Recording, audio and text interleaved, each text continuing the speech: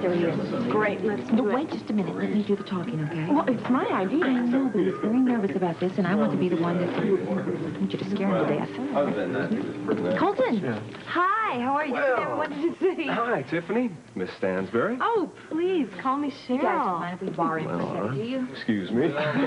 So, what's up, ladies? Well, I thought we'd have a little conference about the show. You see, I have set a date for the debut.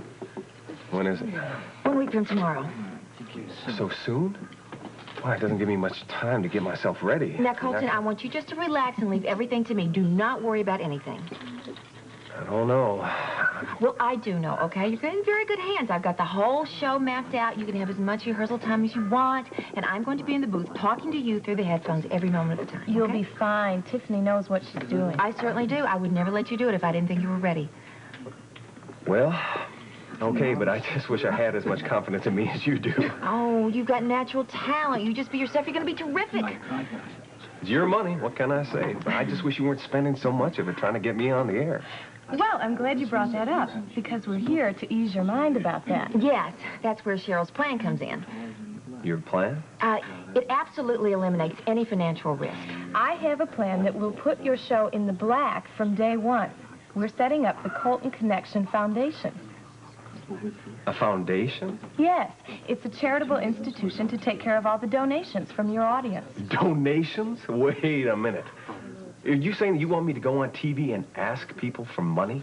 Well, no, I wouldn't put it exactly that way. You'll be asking for donations for charity. No, thank you anyway. If that's what you have in mind, you can find yourself another boy.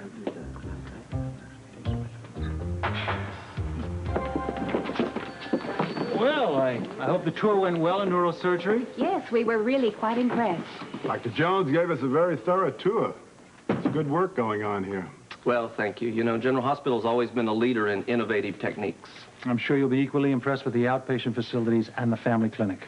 I hope it's not standard operational procedure for outpatients to be attacked by physicians. Yes, that was really quite a shocking display we witnessed last night. I just want to reassure you that Dr. Tom Hardy does not make a practice of attacking patients. Well, really? We did witness 2 separate altercations. He's a fine doctor. I'm sure he was provoked. The man was being abusive about Tom's wife. Nevertheless, I'm not sure any provocation can justify what we saw. It's not the kind of thing we like to put in our report. Well, it doesn't have to go in the report, does it? I'm afraid so. Dr. Marco, please call the lab. Shall we get on with it? I'd like to break for lunch after we see the clinic. Good idea. Shall we? After you. This is not good, Tony. I'm telling you, this is the first time General Hospital's been in trouble with an accreditation committee. And Steve's son was the cause of it, poor guy. It's Steve I feel sorry for. Thank you for seeing us, Dr. Hardy. Yes, thank you, sir. We realize how busy you are. In that case, I'm sure you'll make it brief. What is it? It's about your assistant chief of staff position. We are here to speak on behalf of a number of the residents. We have a suggestion. Well, actually, we have a request. And that is? Well, as I said, we're here to speak on behalf of a number of the residents who feel the same way we do, sir. Now, please don't misunderstand us. We are not complaining, but we feel that it would be very beneficial to this hospital if you would consider somebody for the position who was a resident himself not too long ago. Like Tony Jones? Yes, sir. Exactly. Yeah, we feel it would boost morale if the assistant understood that the traditional treatments of residents just isn't cutting it anymore. Who put you up to this? Excuse me? Dr. Hardy, we're just trying to... I know what you're trying to do. I'll ask you one more time. Who put you up to this?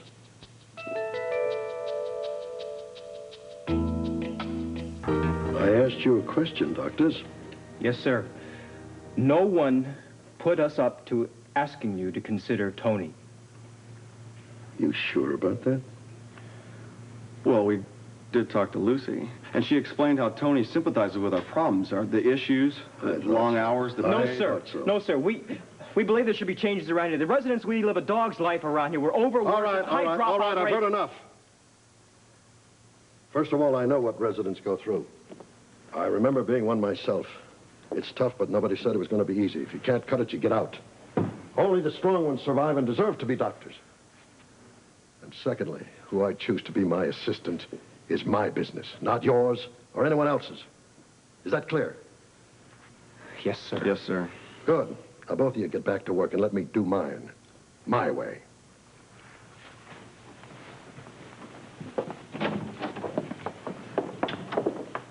Dr. Hardy, more telegrams just arrived.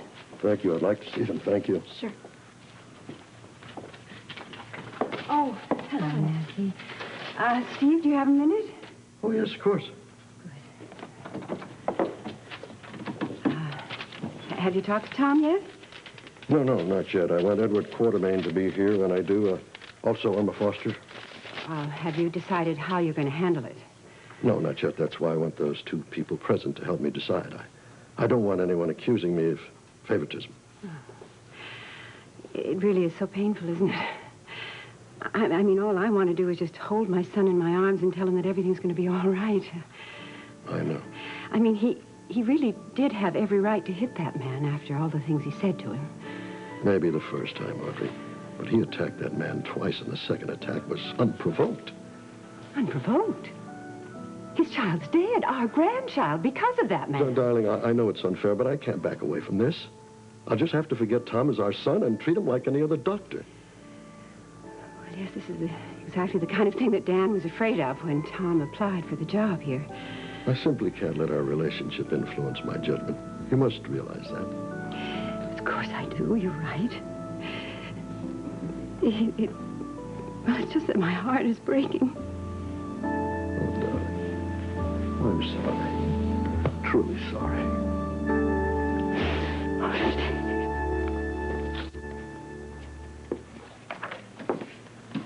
Amy told me you were here. Where's your mother? She's in my room making some phone calls. You're not serious about going back to New York, are you? Yeah, yes, I am. I just need to be taken care of for a little while. I can take care of you.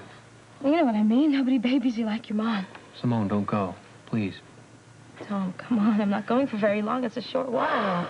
Pauline's trying to split us up, No, isn't she? she's not. That's not true. Then why don't you ask her to stay here for a few days? She can baby you all she wants. I need to go. You need to get away from me, is that it? Tom, look. It hurts, okay? I look at you, and I think of the baby, and it hurts. You don't think I hurt you? I know you do, but I can't help you. But we need to help each other. Oh, please, look, I can't face this right now, okay? I know you blame losing the baby on me. Damn it, if I hadn't been so hot-headed, none of this would have happened. I'm not blaming you. That is not why I'm leaving. Okay, then why? Why, Simone? I mean, we tried so hard to be together, to be married. All of a sudden, you're just going to walk away like none of this ever happened. I'm walking out on you. I'm not leaving you, for God's sakes. I just need to be alone for a little bit. Fine. Run to Mama. That's not the reason. That might be... Tom Hardy. Hi, Tom, it's Amy. Is Simone still there? Yes, she is. Well, Dr. Collins just signed her release papers, so she can go whenever she wants. Okay, thank you, Amy. I'll tell her. You've been released. You can go whenever you're ready. Well, good. 'Cause I feel like I've been here a month already.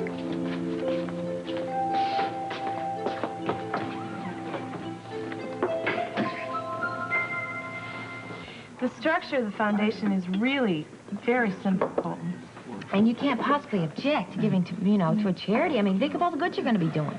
It just sounds very complicated to me, and that's not the way that I am. I'm just an ordinary guy who says what he thinks, that's it. And that's exactly what is going to make this work. Now, people are going to send you money whether you ask them for it or not. Why would they do that? Colton, it's just human nature, honey. You're going to be doing good for them. They're going to feel grateful. They're going to help you, I just don't like the way that it sounds, And this whole thing is turning into something completely different from what you and I talked about originally. No, it is not. It is exactly the same thing. The only difference is we're going to have a solid organization behind this, and it's going to help a lot of people. I don't know. It just sounds too slick, I'm a country boy, Tiff. I'm coming from a completely different place than you are. I have had some very difficult experiences in my life, and I've been taught some very hard lessons by them. I have had to deal with despair, and I would like to be able to help people deal with despair the way that I've learned to. You think we don't understand where you're coming from? No, I don't. Because if you did, you wouldn't be trying to turn me into some fast-talking show business peddler. Colton, that is the last thing we want to do. Absolutely. Look, Colton, I have to go back to the TV station. Will you please go with me? What for?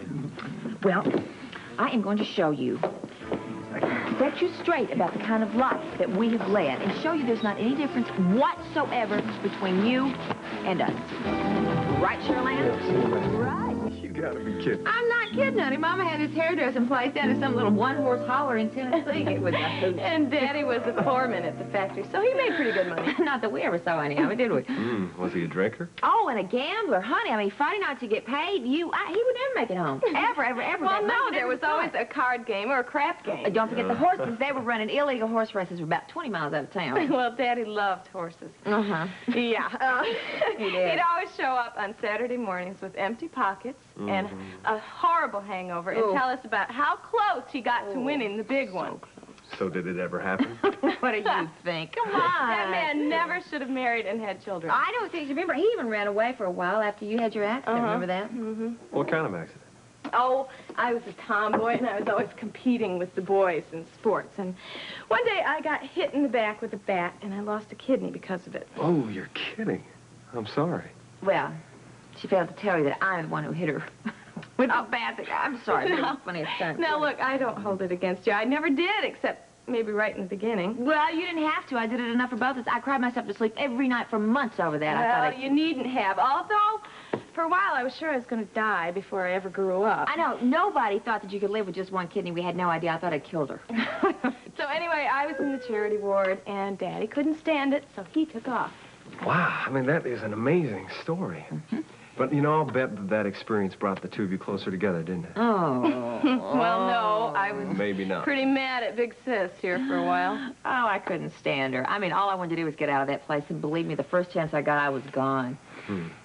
But, you know, I think if I'd known somebody like you, Colton, I mean, you could have really helped us. You could have helped us talk this out, and we wouldn't have, she's right. hated her all this time. I think that you could make a big difference in a lot of people's lives. Okay. The snow is getting a little bit deep in here, but I get your point.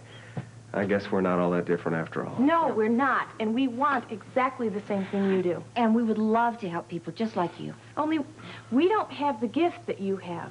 Our talent lies in organization and in knowing how to get the help out there. But you still want me to go on TV and ask people for money. Yes, but we're not asking you to ask for the big rip-off. I mean, the Colton Connection Foundation will help crippled children and cancer research, AIDS, hemophiliacs, anything you want. What do you say? I'll think about it, and I'll let you know. Colton, the show goes on the air next week. We've got to get going on this. So what, are you saying to me that no donations, no show? No, that's not what I'm saying. Look, why don't we give you a couple of hours, you go and think about it, and we'll meet back here. All right, I'll be back.